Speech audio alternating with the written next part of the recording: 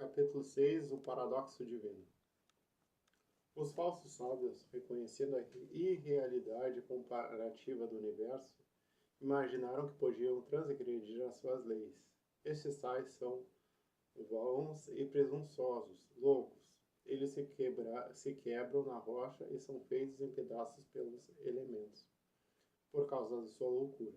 O verdadeiro sábio, conhecendo a natureza do universo, emprega a lei contra as leis, o superior contra o inferior, e pela arte da alquimia transmita aquilo que é desagradável naquilo que é agradável, e deste modo triunfa.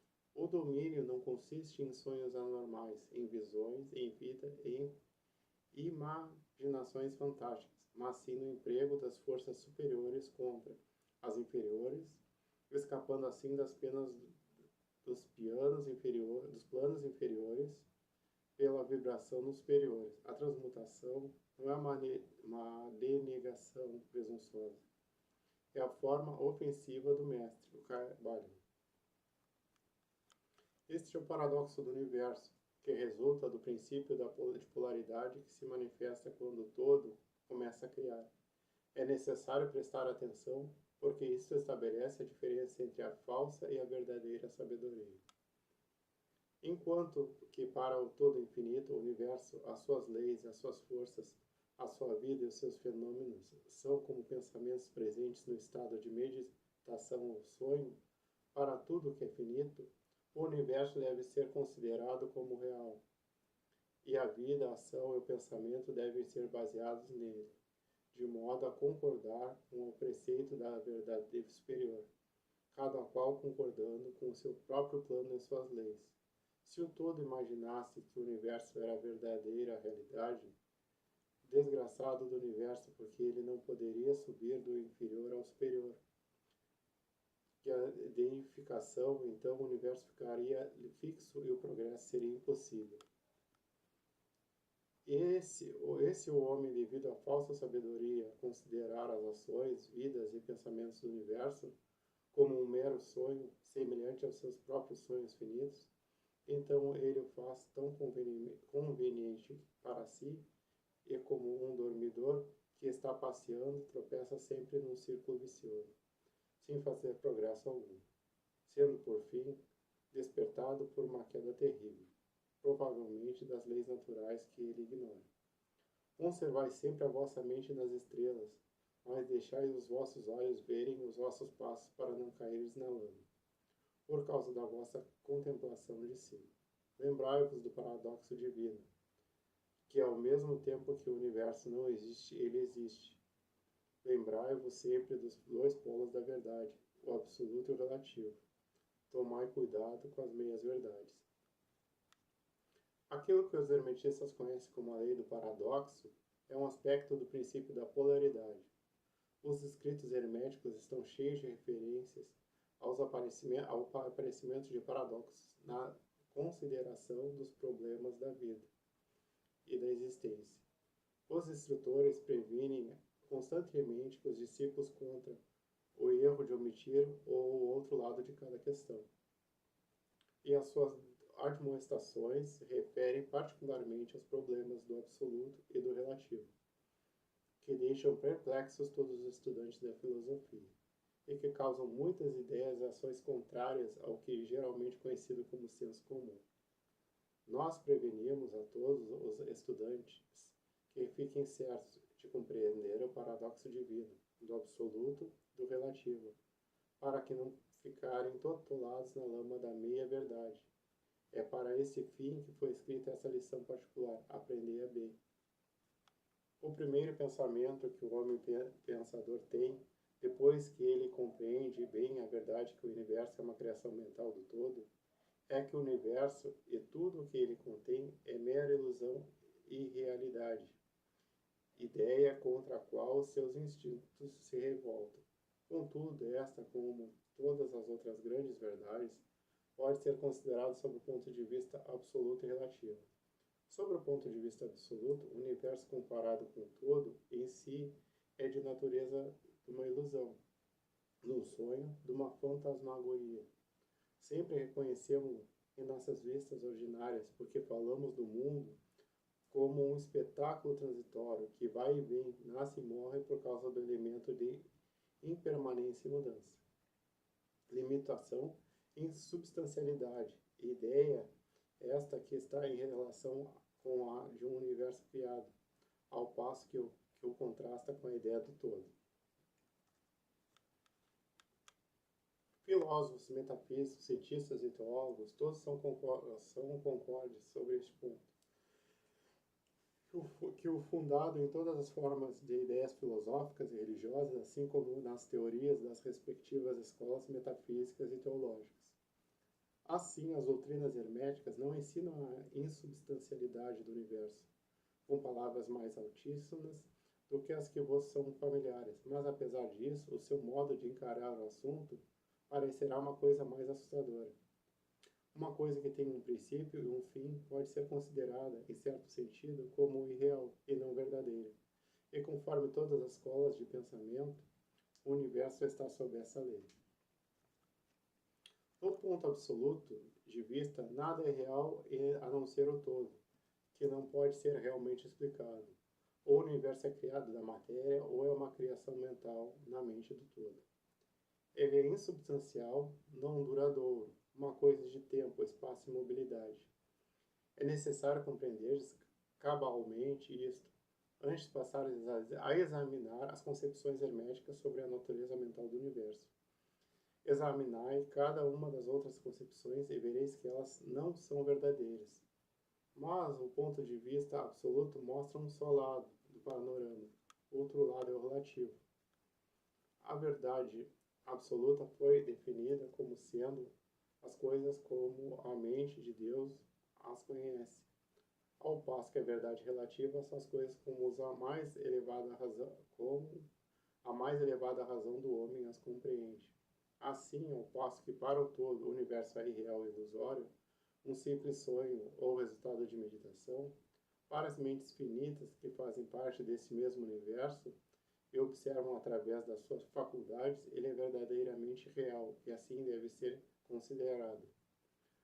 Ao reconhecer o ponto de vista absoluto, não devemos cometer o erro de negar ou ignorar os fatos e fenômenos do universo do modo como estes se apresentam às nossas faculdades. Lembremos que não somos o todo. Para dar um exemplo familiar, todos reconhecemos que a matéria existe para os nossos sentidos. Estaríamos errados e a mente finita se não reconhecêssemos, mas sempre a nossa mente finita compreende a afirmação científica, que falando cientificamente, não há nada mais que a matéria. Aquilo que chamamos de matéria é considerado como sendo simplesmente uma agregação de átomos, os quais são um grupo de unidade de forças chamadas elétrons e íons, que estão constantemente em vibração e movimento circular. Batemos numa pedra e sentimos o baque. Parece ter uma coisa real, mas é simplesmente o que dissemos acima. Mas lembramos-nos que o nosso pé que sente o baque também é matéria e, portanto, é constituído de elétrons, porque esta matéria também é nosso cérebro. E para melhor dizer, se não fosse por causa da nossa mente, absolutamente não poderíamos reconhecer o pé ou a pedra. Assim, o ideal do artista ou escultor, que ele tanto esforça para reproduzir na tela ou no mármore, parece verdadeiramente real para ele. Assim se produzem os caracteres da mente do autor ou dramaturgo, o qual procura expressá-los de modo que os outros possam reconhecer. E se isso é verdade, no caso da nossa mente finita, qual será o grau de realidade das imagens mentais criadas na mente do infinito? Os amigos, para os mortais, este universo de mentalidade é verdadeiramente real. É o único que sempre podemos conhecer, ainda que subamos de planos a planos cada vez mais elevados. Para conhecê-los de outro modo, pela experiência atual, teríamos de ser o todo mesmo. É verdade que quanto mais alto nos elevamos na escada, alcançamos as proximidades da mente do Pai. As coisas mais visíveis tomam a natureza ilusória das coisas finitas mas antes que o todo nos retire em si, a visão atual não desaparece. Assim, não devemos viver acima das formas da ilusão, desde que reconhecemos a natureza real do universo. Procuraremos compreender as suas leis mentais e nos esforçamos em empregá-las para obtermos melhor resultado no nosso progresso através da vida. Ao caminharmos de um plano a outro plano de existência, as leis do universo não são as pequenas leis férreas, por causa da sua natureza mental. Tudo exceto o todo é limitado por elas. Aquilo que está na mente infinita do todo é real em grau relativo a esta mesma realidade, que é revestida na natureza do todo. Não fiquemos, pois, incertos e atemorizados. Somos todos firmemente contidos na mente infinita do todo, e nada nos pode prejudicar e nos intimidar. Não há força fora do todo para agir sobre nós. Podemos, pois, ficar calmos e tranquilos. Há um mundo de conforto e tranquilidade nessa realização depois de atingida. Então, calmos e tranquilos repousaremos, embalados no berço do abismo, ficando sem perigo no seio do oceano da mente infinita, que é o todo no todo. Morreremos, viveremos e teremos nossa existência. A matéria não é para nós a matéria inferior, enquanto vivemos no plano da matéria. Apesar de sabermos que é simplesmente uma agregação de elétrons ou partículas de força que vibraram rapidamente e giram umas ao redor das outras, na formação de átomos, os átomos vibram e giram formando moléculas que, por sua vez, formam as grandes massas de matéria. A matéria não é para nós a matéria inferior, quando prosseguimos nas investigações mais elevadas. E aprendemos nos preceitos herméticos que a força da qual os elétrons são unidades é simplesmente manifestação da mente do todo.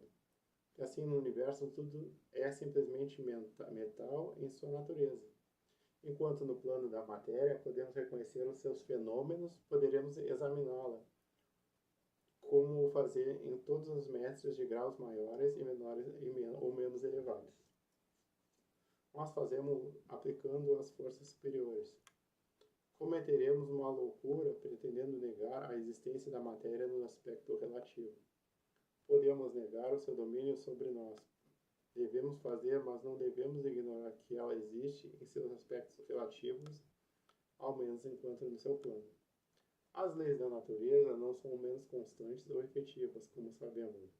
Apesar de serem simplesmente criações mentais, elas estão em muitos efeitos dos diversos planos. Dominamos as leis inferiores aplicando-lhes as que lhes são superiores, e somente por esse modo nós não podemos escapar da lei e ficar inteiramente fora dela. Nada senão o todo pode escapar da lei, e isto é porque o todo é a própria lei, e que todas as leis procedem. Os mais adiantados mestres podem adquirir os poderes usualmente atribuídos aos deuses do homem, e há inúmeras ordens de entes das grandes hierarquias da vida, cujas existências e poderes excedem mesmo as dos mais elevados mestres entre os homens a um grau imaginário para os mortais. Contudo, o mais elevado dos mestres e o ente mais elevado devem curvar-se à lei e ser como nada diante do todo. De um modo que, se mesmo esses entes cujos poderes excedem os atributos pelos homens aos seus deuses, estão subordinados à lei. Imaginai qual será a presunção do homem mortal, da nossa raça e do nosso grau, quando ousa considerar as leis da natureza como irreais, visionárias e ilusórias, porque chegou a compreender a verdade que as leis são de natureza mental e simples criações mentais do todo. Estas leis que o todo destinou para governar as leis não podem ser desafiadas nem arguidas, enquanto durar o universo. Elas durarão porque o universo só existe pela virtude dessas leis, que formam o seu vigamento e que ao mesmo tempo o mantêm. O princípio hermético de mentalismo, explicando a verdadeira natureza do universo, por meio do princípio que tudo é mental, não muda as concepções científicas do universo, da vida ou da evolução. Com efeito, a ciência simplesmente corrobora os ensinamentos herméticos. Estes últimos ensinam que a natureza do universo é mental, ao passo que a ciência moderna diz que ele é material, ou, ultimamente, que ele é energia, em última análise. Os preceitos herméticos não caem no erro de combater os princípios básicos de Herbert Spencer, que afirma que a existência une a energia infinita e eterna na qual todas as coisas procedem. Com efeito, os hermetistas reconhecem na filosofia de Spencer a mais elevada exposição das operações das leis naturais, que foram promulgadas até agora. Eles creem que Spencer foi uma reencarnação de um antigo filósofo que viveu no Egito milhares de anos antes e que, por último, ser tinha encarnado como Heráclito, filósofo grego que viveu em 500 a.C. E eles consideram esta ideia da energia infinita e eterna como partindo diretamente da linha dos preceitos herméticos, sempre com o acréscimo da sua própria doutrina, que esta energia de Spencer é a energia da mente do todo, com a chave mestra da filosofia hermética. O estudante poderá abrir várias portas das mais elevadas concepções filosóficas do grande filósofo inglês, cuja obra manifesta os resultados da preparação das suas encarnações precedentes. A sua doutrina a respeito da evolução e do ritmo está na mais perfeita concordância com os preceitos herméticos sobre o princípio do ritmo. Assim, o estudante do hermetismo não deve desprezar quaisquer desses pontos de vista científicos a respeito do universo. Todos devem ser interrogados para se concluir e compreender o princípio oculto que o todo é mente, o universo é mental e criado na mente do todo. Eles creem que os outros 6 dos 7 princípios se adaptarão a esta doutrina científica e servirão para esclarecê-la. Não há que admirar ao encontrarmos a influência do pensamento hermetista dos primitivos filósofos da Grécia, em cujas ideias fundamentais se baseiam em grande parte as teorias da ciência moderna. A aceitação do primeiro princípio hermético, o do mentalismo, é o único grande ponto de diferença entre a ciência moderna e os estudantes hermetistas, mas a ciência se dirige gradualmente para o lado dos hermetistas, nas suas apalpadelas no meio da escuridão, para encontrar um caminho de saída do labirinto em que vaga nas suas pesquisas pela realidade. O fim desta lição é gravar na mente dos nossos estudantes a verdade que, para todos os intentos e propósitos, o universo e suas leis, seus fenômenos são justamente reais, que mesmo o homem está incluído nelas, de modo que poderiam estar sob a hipótese de materialismo ou energismo. Sobre qualquer hipótese, o universo, no seu aspecto exterior, é mutável e transitório, e por isso sem substancialidade e realidade. Mas, notai o outro polo da verdade. Sobre qualquer das mesmas hipóteses, somos compelidos a agir e viver como se as coisas transitórias fossem reais e substanciais. Há sempre esta diferença entre as diversas hipóteses, que sobre os velhos pontos de vista, o poder mental era ignorado como força natural, ao passo que sobre o mentalismo, ele se torna uma grande força natural. Essa diferença revoluciona a vida daqueles que compreendem esse princípio, as leis que deles resultam em suas práticas. De modo que todos os estudantes devem compreender as vantagens do mentalismo e aprender a conhecer, usar e aplicar as leis que dele resultam.